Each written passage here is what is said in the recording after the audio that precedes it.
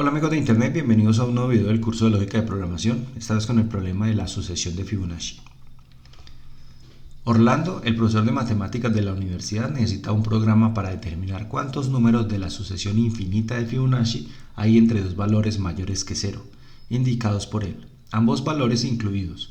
El segundo valor debe ser mayor que el primero. La sucesión infinita de Fibonacci son los números 1, 2, 3, 5, 8, 13, 21, 34 y así sucesivamente hasta el infinito. La sucesión inicia con los valores de 1 y 1 y el siguiente término se genera sumando los dos números anteriores y así hasta el infinito. Por ejemplo, Orlando desea saber cuántos términos de la sucesión de Fibonacci hay entre los valores 4 y 15. Entonces la respuesta, si se observa la secuencia de números, es 3. El profesor no necesita que el programa indique cuáles son los términos, pero para este caso son el número 5, 8 y 13. Aquí se pueden ver en la secuencia 8, 5 y 13. Son valores que son mayores a 4 y menores a 15. Bueno, incluidos, o sea, mayores iguales a 4 y menores iguales a 15. Muy bien. Como ustedes ya saben, en este curso la idea no es pasar del enunciado directo a la codificación, sino hacer un proceso de análisis aplicando los elementos del pensamiento computacional. En este caso, el primero de ellos es la abstracción y aquí tenemos dos preguntas que nos orientan. La primera es ¿qué se solicita finalmente? ¿Cuál es el problema?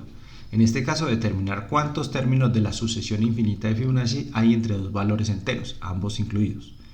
La segunda pregunta es ¿qué información es relevante dado el problema anterior? Entonces el primer valor, que debe ser mayor que 0, y el segundo valor, que es debe ser mayor que el primer valor, para poder tener un rango. Bueno, muy bien, entonces ya tenemos claro el problema y la información relevante para resolver el problema. Entonces pasamos al siguiente punto, la descomposición. Es decir, determinar esas acciones que son necesarias o requeridas para resolver el problema. En este caso necesitamos ingresar el primer valor, ingresar el segundo valor. El primero debe ser mayor que 0, el segundo debe ser mayor que el primer valor. Luego vamos a contar los términos de Fibonacci que están entre estos dos valores, ambos incluidos. Vamos a generar ese mensaje de salida para el usuario y le vamos a mostrar el mensaje. Bueno, pero ustedes ya saben que cuando estos problemas han empezado a aumentar su complejidad, hemos tenido la necesidad de detallar un poco algunas de estas acciones para saber qué hay que hacer en alguna de ellas, no en todas, pero sí en algunas. En este caso necesitamos detallar un poco más cuáles son las acciones, o más bien qué acciones hay que realizar para poder contar los términos. Acuérdense que estamos a nivel del qué, ¿no? Bueno, aquí en este caso vamos a dividir la pantalla en tres partes. La primera es la parte matemática de la sucesión de Fibonacci, ver cómo se comporta. En la segunda vamos a escribir un algoritmo que va a ser muy cercano a lo que vamos a hacer en Python, para no decir que es el mismo. Y en la parte 3 es una prueba de escritorio, que es una tablita que nos va a ir mostrando los valores de las variables mientras ejecutamos el algoritmo. Y eso es muy importante porque no siempre tenemos el Python a mano, el computador o el teléfono con el Python instalado. Entonces podemos programar, podemos verificar que un algoritmo es correcto, al menos desde el punto de vista de algunos valores. Y cuando lo llevemos a una máquina, pues vamos a estar más que seguros que va a funcionar. ¿Listo? Ya tendrá tal vez problemas de sintaxis, pero la lógica va a estar bien. Bueno, entonces ya sabemos que la sucesión, algunos términos son 1, 1, 2, 3, 5, 8 y así hasta el infinito. Así que lo primero que necesitamos es definir un valor máximo. Recuerden que la idea es contar cuántos términos hay entre dos valores. Entonces vamos a suponer de una vez que el valor máximo es 5. O sea que vamos a trabajar desde 1 hasta 5. Ya lo tengo. A nivel de algoritmo lo voy a poner como una constante, pero cuando hagamos el programa más adelante en Python, pues le vamos a pedir al usuario que dé ese valor máximo. A nivel de la prueba de escritorio vamos también a decir que ese valor máximo es 5, solo por ponerle un límite. Muy bien. Ahora también decíamos hace un momento que la sucesión de Fibonacci arranca siempre con los valores de 1 y 1. Entonces vamos a ponerle al primer 1 el nombre de A. Entonces A es igual a 1 sería en el algoritmo y en la prueba de escritorio sería en la tabla, es decir, la columna de la A vamos a poner un 1. O sea que la variable A tiene en este momento el valor de 1. Muy bien. Y necesitamos también darle un valor a B. Entonces B decíamos que también es 1. Entonces en el algoritmo se traduce como B igual a 1 y en la prueba de escritorio es una columna más que dice B, el valor de B es 1. Perfecto. Ahora, Antes de poder continuar, pues necesitamos saber si ya llegamos al máximo, porque si ya llegamos al máximo, pues ya acabamos, ¿cierto? Entonces eso lo vamos a hacer a través de un while, porque no de una decisión, porque nosotros necesitamos seguir repitiendo algo hasta que esa condición deje de ser verdadera. Entonces eso es un ciclo, un while. Si hiciéramos una decisión, pues podríamos saber si ya terminamos o no, pero hasta ahí terminaría el programa. Entonces necesitamos hacer un ciclo. Entonces lo que vamos a verificar es si ese primer término de la sucesión de Fibonacci, que está en A, sigue siendo todavía menor o igual al máximo, que es 5. Entonces en la tabla podemos ver que efectivamente eso es verdad. O sea, el valor de A en este momento es 1, aquí se ve en la matemática y aquí se ve en la parte algorítmica es 1 y en la tabla también. Y 1 es menor o igual a 5, entonces vamos bien. ¿Qué hacemos luego? Como eso es verdadero, entonces vamos a procesar A. Ahora vemos qué significa procesar. En el contexto de este problema es contar, ¿cierto? Contar si cumple con una condición, pero podría ser que usted lo tenga que guardar en alguna parte, lo tenga que imprimir, lo tenga que hacer alguna cosa con él. Entonces llamémoslo por ahora procesar, porque estamos interesados en ver cómo generar la sucesión y no qué hacer con esos valores todavía. Entonces ya vamos a procesar A y le vamos a cambiar el color aquí en la tabla para decir que ese elemento ya lo procesamos. ¿Qué sigue? Resulta que necesitamos determinar cuál es el tercer término en la sucesión de Fibonacci y por la parte de la definición decíamos que ese tercer término sale de la suma de los dos anteriores y a ese término lo vamos a llamar C. Entonces C es igual a la suma de A más B y como A vale 1 y B vale 1, pues entonces C vale 2 y aquí se ve en la tabla que efectivamente C vale 2 y que A vale 1 y que B vale 1. Hasta ahí vamos bien. Y ahí digamos que necesitamos hacer algo para poder pasar al cuarto término de la sucesión de Fibonacci. Y si el cuarto término sale de la suma de los dos anteriores, es decir que ahora A no es el valor que teníamos, sino que A toma el valor de B, que en este caso sigue siendo 1. Pero ¿quién va a ser B? B va a tomar entonces el valor actual de C. Entonces también lo escribimos a nivel de algoritmo así. Entonces quedamos con que C es igual a más B, A toma el valor de B, y B toma el valor de C. Y aquí se puede ver en la parte matemática precisamente que A y B quedan en las posiciones correctas. ¿Listo? ¿Qué hacemos? Mire que ya a nivel de código ya terminamos. Lo que vamos es a verificar. Entonces al dar la vuelta en el ciclo vamos a verificar si efectivamente el valor actual de A, que es 1, sigue siendo menor o igual a 5. Como eso es verdadero, entonces pasamos a procesar el valor de A, por eso cambié de color, procesamos el valor de A. Ahora vemos qué significa nuevamente eso. ¿Qué pasamos ahora? Vamos a sumar para poder determinar el cuarto término de la sucesión, es decir, C es igual a A más B, es decir, 3, porque A vale 1 y B vale 2. ¿Qué hacemos ahora? Volvemos a mover A al valor que tiene B, es decir, ahora A vale 2, aquí se puede ver, luego B es igual a lo que vale C, es decir, 3, y damos la vuelta en el ciclo para verificar si el valor actual de A sigue siendo menor o igual a 5. Efectivamente es menor a 5 porque vale 2. Entonces, como eso es verdadero, procesamos A, es decir, lo ponemos de otro color para indicar que lo estamos procesando. Determinamos el quinto término de la sucesión de Fibonacci, que es simplemente C igual a más B. Listo, aquí lo tenemos, que es 5, porque los dos valores anteriores eran precisamente 2 y 3. ¿Qué hacemos? Volvemos a cambiar de posición A, o sea que ahora es el valor de B, que es 3, aquí se ve. Luego cambiamos el valor de B a que tome el valor de C, que es 5, aquí se puede ver en la tabla, y nuevamente hacemos la verificación, es decir, verificamos si el valor de A sigue siendo todavía menor o igual a 5. Todavía es verdadero eso, entonces procesamos ese cuarto término de la sucesión de Fibonacci. Entramos y determinamos el siguiente término, 8, que es la suma de 3 más 5. ¿Listo? De nuevo ajustamos la posición de A, o sea que A vale B, que es decir 5, B vale C, es decir 8, y vamos nuevamente a verificar si A todavía nos interesa. Sí, porque el valor de A es 5 y todavía 5 es menor o igual a 5. Como es verdadero, procesamos ese término de la sucesión de Fibonacci, determinamos el siguiente, es decir que C es igual a más B, es decir 5 más 8, y nos da 13, perfecto. Movemos A, ahora vale 8, porque ese era el valor de B. Movemos B, que ahora es 13, porque ese era el valor de C. Y nuevamente damos la vuelta en el ciclo y verificamos el valor de A. Entonces al darnos cuenta, A vale 8 y 8 ya no es menor o igual a el máximo que 5, es falso. Entonces terminamos. Entonces ¿con qué nos quedamos? Nos quedamos que procesamos los números 1, 1, 2, 3, 5. Pero el problema me dice que no hay que imprimirlos, solamente necesito contar cuáles están entre un valor máximo, que ya lo tenemos aquí, y un valor mínimo. O sea que tenemos que hacer algo más. Vamos a colocar aquí arriba un valor mínimo, que ahora son constantes, pero cuando hagamos el programa se lo vamos a pedir al usuario. En este caso vamos a suponer que fuera 3. Vamos a colocar acá un contador para ir llevando la cuenta de cuántos números son simplemente mayores a 3, y aquí lo verificamos. Si el valor de A es mayor o igual a ese valor mínimo, porque ya sé que es menor al máximo porque él no se va a pasar, dado que está aquí en el while, solo verifico el mínimo. Si sí es mayor o igual al mínimo, lo cuento. Entonces, en ese orden de ideas, pues los únicos dos valores que cumplen eso son el 3 y el 5. Son los únicos dos valores que son mayores o iguales al 3, y por supuesto tienen que ser menores o iguales al máximo, porque si no el while no hubiera entrado. Y esa sería como la respuesta, ¿no? Entonces, una vez que miren que ya tenemos claro qué vamos a hacer, entonces ahora sí vamos a jugar al lenguaje que queramos. No podemos pasar de una vez a jugar allá en el lenguaje si no tenemos claro el qué vamos a hacer. Ok, entonces vamos despacio. Vamos al tercer punto del pensamiento computacional, que es el reconocimiento de patrones. ¿Qué podemos reutilizar de otros problemas? En este caso, la función de ingresar entero mayor que ya la hicimos en otro video, y la función de mostrar texto. Entonces ahora sí vámonos para nuestro Visual Studio Code. Aquí lo tenemos. Y aquí están todos los programas que hemos venido trabajando. Vamos a crear acá uno nuevo. Le vamos a poner el nombre de 31. Le vamos a dar una rayita. Y le vamos a decir Fibonacci. Fibonacci.python. Y creo que lo creé donde no es. Vamos a mirar. Lo creé donde no es. Me quedo por aquí arriba. Entonces lo sacamos de ahí simplemente.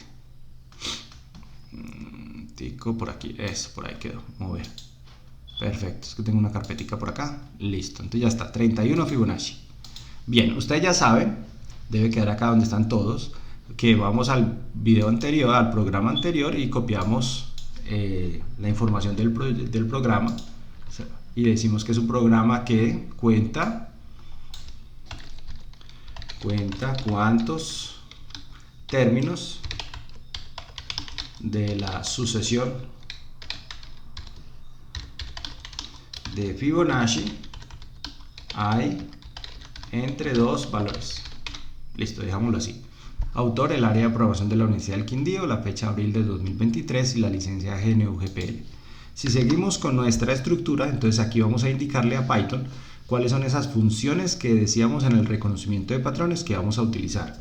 Entonces le vamos a decir que de nuestro módulo llamado apoyo vamos a importar la parte de ingresar mayor que, entero mayor que, y la de mostrar. Entonces todos los videos lo hacemos, pero esta no va a ser la excepción.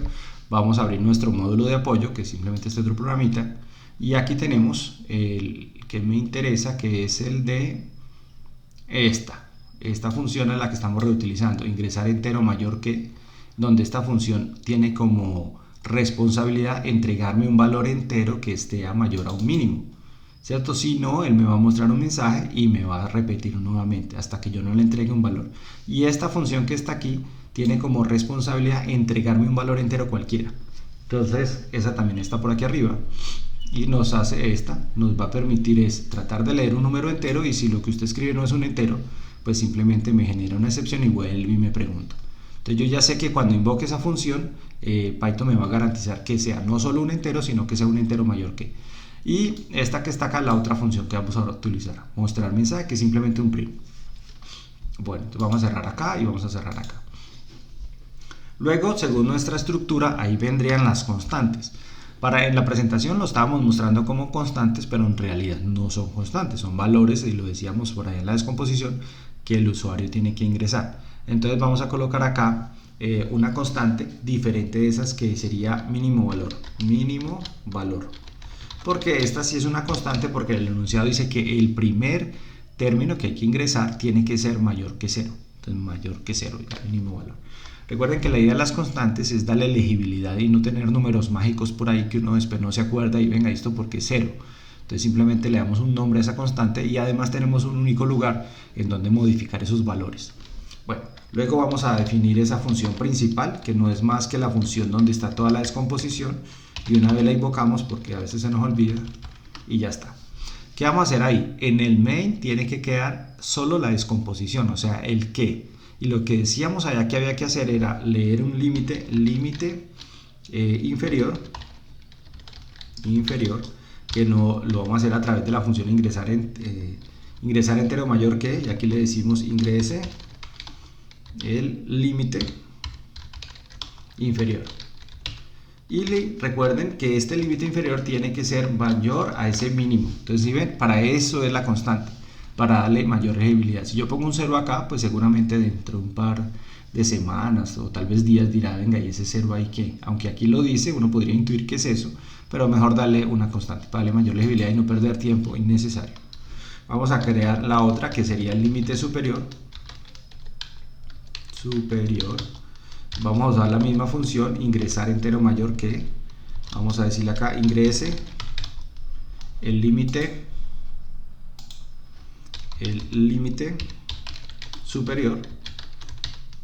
Y recuerden que una de las restricciones es que el límite superior tiene que ser mayor al límite inferior. Entonces para eso es esto, miren, perfecto. ¿Por qué esta no va en mayúsculas? Porque esta es el valor de esta variable. Es decir, el usuario aquí va a ingresar un valor mayor que 0, garantizado, y queda almacenado acá. Cuando vaya a leer el límite superior, entonces Python a través de la misma función le va a garantizar que ese nuevo valor es un valor entero mayor que el límite inferior. Entonces hasta ahí vamos cumpliendo. Y además eso no lo tuvimos que hacer en este ejercicio, sino que estamos reutilizando precisamente esa función que traemos de otro ejercicio. Estamos haciendo el reconocimiento de patrones. ¿Qué vamos a hacer ahora? Vamos a contar la cantidad. Entonces cantidad de términos Fibonacci, o la cantidad de Fibonacci, puede ser más bien, para no hacerlo muy largo. Fibonacci va a ser igual a que vamos a llamar una función, siempre es un verbo, entonces contar términos Fibonacci. La idea de los nombres es que sean lo suficientemente significativos para darme una idea de lo que hace, y el verbo me muestra la única responsabilidad que debe tener. En este caso, contar. No puede ser contar, imprimir, guardar todo el tiempo allá, no. Ella cuenta nomás. Bueno, entonces, ¿qué información necesita la función de contar? Pues por supuesto necesita el límite inferior y el límite superior. Ya está. Mire que estamos a nivel del que. Todavía no está escrita la función de contar. Estamos simplemente a nivel del que, del main. ¿Qué sigue luego? Vamos a crear ese mensaje, llamémoslo mensaje Fibonacci, pero podría tener otro nombre simplemente. Y vamos a llamar generar mensaje Fibonacci. ¿Qué le vamos a pasar? Pues simplemente la cantidad que está por aquí arriba, cantidad de Fibonacci. Es decir, que esa función con el valor de la cantidad va a decir, mire, hay tantos, o mejor aún, hagámoslo así, pasémosle los tres valores, pasémosle el límite inferior, coma, el límite superior y la cantidad. Mire que, ¿cuál es por qué? Porque todo depende de lo que queremos mostrarle al usuario. Si queremos simplemente decirle, ingréseme un valor inferior, entonces yo le doy un valor, y ingréseme un valor superior, tanto. Y simplemente el programa va a decir, hay tantos Fibonacci, tantos términos, pues ya no necesito pasar sino la cantidad. Pero si en la respuesta le decimos, mire, entre el valor tal y el valor tal, hay tantos números de la sucesión de Fibonacci, entonces la función que genera el mensaje pues necesita acceso a los tres valores. Todo depende de nuevo del tipo de mensaje que le queremos mostrar. Y no nos quedaría sino mostrarle al usuario ese mensaje de Fibonacci, y listo. Este es el main, este es el que, y eso debe corresponder uno a uno con la descomposición, ¿cierto? El que, ¿qué hay que hacer? Hay que ingresar un valor, hay que ingresar el otro valor, hay que contar los términos entre esos dos valores, hay que crear el mensaje de salida y hay que mostrarle ese mensaje de salida al usuario. ¿Qué nos queda pendiente? Vamos a mirar, esta función ya está escrita aquí, la estamos reutilizando dos veces, la de mostrar mensaje también está aquí, no nos queda sino contar. Entonces vamos a copiar esta parte y vamos a ponerla aquí, def tal. Recordemos que los nombres de las variables que usamos para pasar los argumentos a las funciones son independientes de los nombres de los parámetros, pero normalmente usamos los mismos para no confundirnos, pero aquí podría llamarse inferior y superior y seguiría funcionando sin problema. Obviamente aquí dentro del código pues se llamaría inferior y superior y no límite. Bueno, entonces vamos pues. ¿Qué fue lo que dijimos ahora en la presentación de qué hay que hacer? No vamos a cambiar nada, exactamente lo mismo. Por eso es importante tener claro el qué hay que hacer. Vamos a inicializar esa cantidad de términos, que es el contador. Inicialmente vamos a suponer no hay, 0. Vamos a arrancar con ese primer término de la sucesión de Fibonacci, 1. Vamos a arrancar con el segundo término de la sucesión de Fibonacci, 1. Y ahora hacemos la pregunta, mire, el primer término de la sucesión de Fibonacci, es decir, A, ¿todavía es menor al límite superior?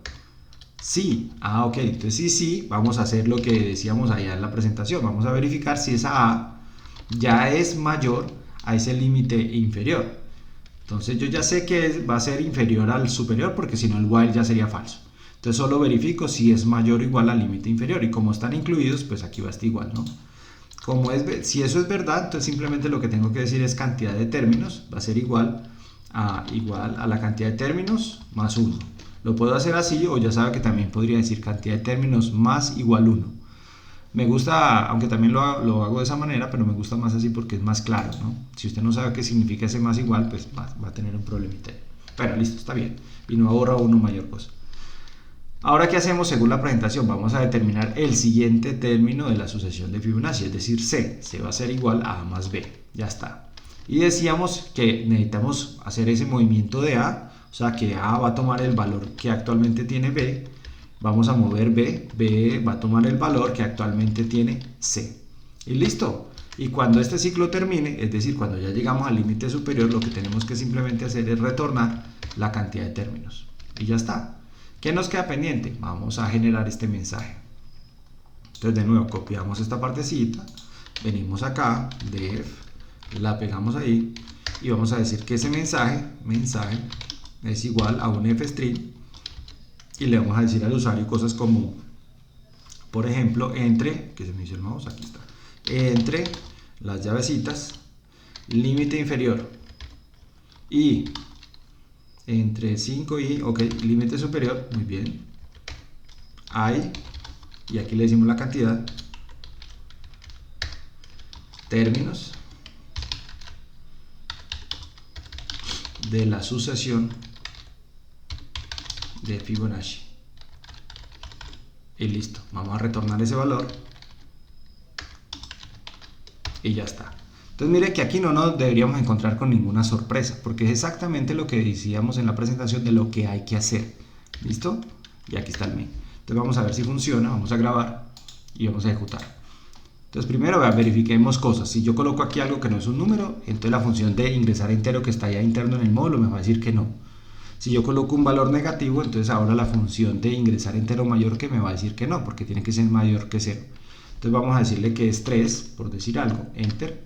Entonces si a este le digo un valor de 1, algo que no sea un número me va a decir que no y vuelve y me pregunta, le voy a decir 1 y me dice que no, que tiene que ser mayor a 3, y esta vez le digo 5, y ya me dice que sí, y ahí dice, entre 3 y 5 hay dos términos de la sucesión de Fibonacci, o sea que hemos resuelto el problema. Perfecto. ¿Listo? Entonces aquí quedó nuestro programa completico que hace lo que nos pidieron hacer, con las validaciones de las funciones que estamos reutilizando.